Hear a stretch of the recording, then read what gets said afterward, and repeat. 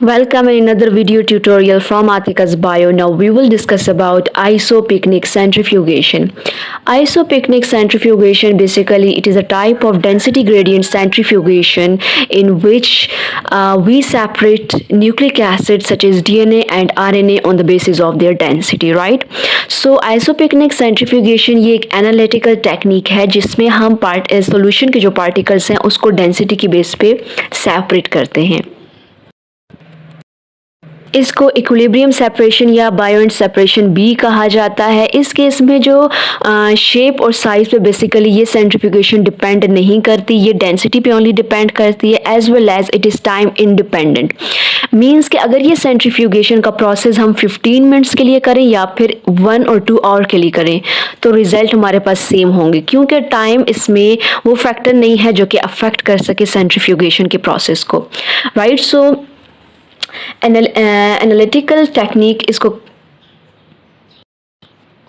ये एक analytical technique है जिसमें पार्टिकल्स को सेपरेट आउट किया जाता है। इस केस में डेंसिटी ग्रेडियंट मीडियम जो है, मीडियम की जो डेंसिटी होगी वो ऑलवेज ग्रेटर होगी देन डेंसिटी ऑफ पार्टिकल्स जिसको हमने सेपरेट करना है। यानी पार्टिकल की जो डेंसिटी है वो हमेशा कम होगी किस डेंसिटी से? Density of gradient medium, density gradient medium की, यानी डेंसिटी ग्रेडियंट मीडियम की जो डेंसिटी है वो ज़्यादा होगी particles, density of particles, right. So इस केस में जो पार्टिकल्स हैं वो बॉटम पे सेडिमेंट नहीं होंगे। क्यों नहीं होंगे? क्योंकि इस केस में पैलेट की फॉर्मेशन नहीं होती। इस केस में सेपरेशन साइज की बेस पर नहीं हो रही, शेप की बेस पर नहीं हो रही, बल्कि डेंसिटी की बेस पर हो रही है। सो जस्ट लाइक एक नीडल की जो वो है शेप है वो बहुत ज़्यादा स्मॉल होती है लेकिन उसकी डेंसिटी हाई होती है as compare to the wooden piece जिसका साइज तो लार्ज होता है लेकिन उसकी डेंसिटी कम होती है। सिमिलरली यहाँ पर साइज की बेस पर या शेप की बेस पे सेपरेशन नहीं हो रही, यहाँ पे डेंसिटी की बेस पे सेपरेशन हो रही है। न्यूक्लिक एसिड में क्या प्रेजेंट होता है? डीएनए एंड आरएनए प्रेजेंट होता है। सो आरएनए जो है उसका साइज तो स्मॉल है लेकिन उसकी डेंसिटी ज़्यादा है, अबाउट 1.8 समथिंग है, जबकि डीएनए जो है वो डबल स्ट्रैंडेड है लेकिन फिर भी उसकी डेंसिटी कम है, अबाउट 1.7 और लेस, राइट। सो इस केस में पैलेट की फॉर्मेशन नहीं होती और बॉटम पे डिपोजिशन नहीं होती या पैलेट की फॉर्मेशन नहीं होती। सिमिलरली इसको हम क्यों यूज़ करते हैं? बेसिकली आइसोपिकनिक सेंट्रीफ्यूगेशन का जो यूज़ है वो purification of large volume of biomolecules के लिए किया जाता है, एज वेल एज हम किसी भी पार्टिकल जो है या कोई भी मॉलिक्यूल जो है उसकी डेंसिटी को डिटरमाइन करने के लिए हम आइसोपिकनिक सेंट्रीफ्यूगेशन का यूज़ करते हैं। Now let's start. यहाँ पर ये हमारे पास एक टेस्ट ट्यूब है, इसके अंदर सैंपल पड़ा हुआ है। सैंपल के साथ हमने ऐड करना है सीजियम क्लोराइड जो कि एक डेंसिटी ग्रेडियंट मीडियम भी है। सो सैंपल बिफोर सेंट्रीफ्यूगेशन, ये हमारे पास सैंपल है, लेकिन अब सेंट्रीफ्यूगेशन के प्रोसेस के बाद हमारे पास 3 लेयर्स बन गई हैं। अब ये 3 लेयर्स किस चीज़ की हैं? इसमें जो सैंपल है उसके पार्टिकल्स जो हैं वो सेपरेट आउट हो गए हैं on the basis of density. Density की बेस पर पार्टिकल्स की सेपरेशन हो गई है और ये जो सेपरेशन हुई है ये in the form of bands भी शोन होते हैं या in the form of density gradient, you know. ये हमारे पास आरएनए है, this is DNA and this is the protein, right. So RNA की डेंसिटी सबसे ज़्यादा होती है, अबाउट ग्रेटर देन 1.8, जबकि हमारे पास डीएनए की डेंसिटी 1.7 होती है। सो जिसकी डेंसिटी ज़्यादा है वो नीचे आएगा, उसके बाद जो लोअर डेंसिटी है वो ऊपर एडजस्ट होते जाएंगे, राइट। सो आइसोपिकनिक सेंट्रीफ्यूगेशन में मोस्टली हम किस चीज़ का यूज़ करते हैं? न्यूक्लिक एसिड का यूज़ करते हैं। सो आइसोपिकनिक सेंट्रीफ्यूगेशन ये एनालिटिकल प्रोसेस है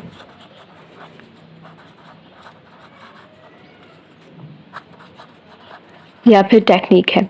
इस एनालिटिकल प्रोसेस और टेक्निक में हम बेसिकली पार्टिकल्स को सेपरेट आउट करते हैं on the basis of their density, जो कि डेंसिटी पे डिपेंडेंट है,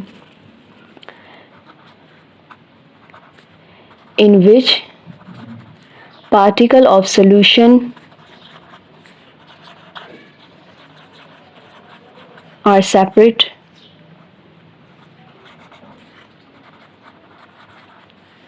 on the basis of density. So analytical process है, इसमें जो पार्टिकल्स हैं, सॉल्यूशन के जो पार्टिकल्स हैं उसको हम डेंसिटी की बेस पे सेपरेट करते हैं।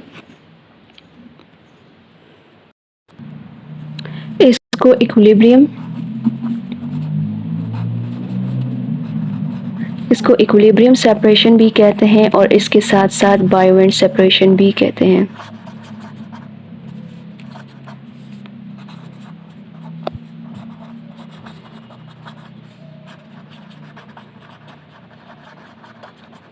इक्विलिब्रियम सेपरेशन या बायोवेंट सेपरेशन क्यों कहा जाता है? क्योंकि इसमें बेसिकली डेंसिटी की बेस पर ही सेपरेशन होती है। बेसिकली आइसोपिकनिक सेंट्रीफ्यूगेशन के केस में सेपरेशन जो है वो डेंसिटी की बेस पर होगी, बट नॉट ऑन साइज और शेप।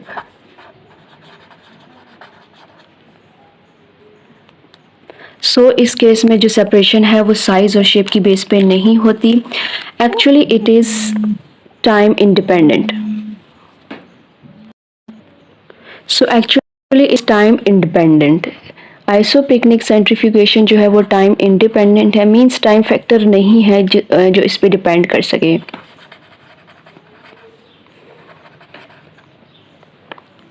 सो आइसोपिकनिक सेंट्रीफ्यूगेशन के केस में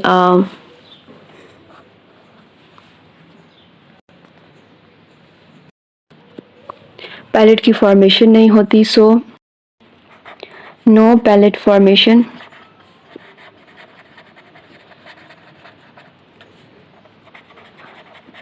because particle will never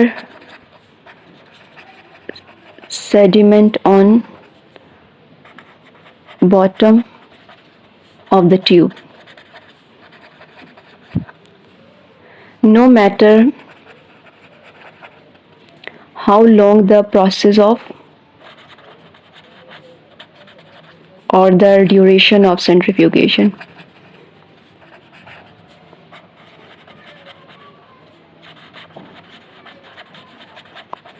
means के पैलेट नहीं बनेगा एक इसमें। सेकेंडली जो पार्टिकल्स हैं वो कभी भी सेडिमेंट की फॉर्मेशन नहीं करेंगे। सेडिमेंट मीन के जो पार्टिकल्स हैं उनकी डिपोजिशन नहीं हो सकती।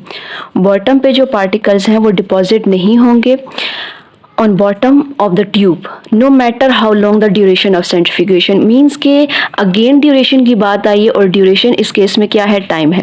सो टाइम पे डिपेंड नहीं करती। सो ये इट डजेंट मैटर दैट कितना टाइम वो ले रही है, सेंट्रीफ्यूगेशन का प्रोसेस कितना टाइम में हो रहा है, लेकिन टाइम पे वो डिपेंड नहीं करता। उसके रिजल्ट 2 घंटे बाद भी सेम होंगे और 15 मिनट के बाद भी सेम होंगे। क्यों सेम होंगे? क्योंकि टाइम डिपेंड नहीं करता। उसने अपना result with in a second यहाँ पे रिजल्ट आ जाता है और ये टाइम पे कभी भी ये सेंट्रीफ्यूगेशन डिपेंड नहीं करती, क्योंकि इस केस में न्यूक्लिक एसिड की सेपरेशन होती है, डीएनए एंड आरएनए वगैरह, राइट। सो इसके क्या यूजेस हैं?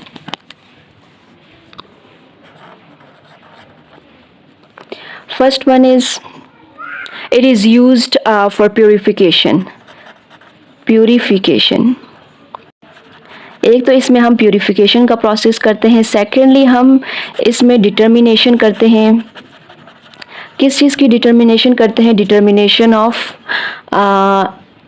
Density, determination of density of sample और पार्टिकल। किसी भी पार्टिकल या सैंपल की डेंसिटी को डिटरमाइन करने के लिए हम आइसोपिकनिक सेंट्रीफ्यूगेशन का यूज़ करते हैं। सो ये मोस्टली यूज़ की जाती है न्यूक्लिक एसिडेशन के लिए।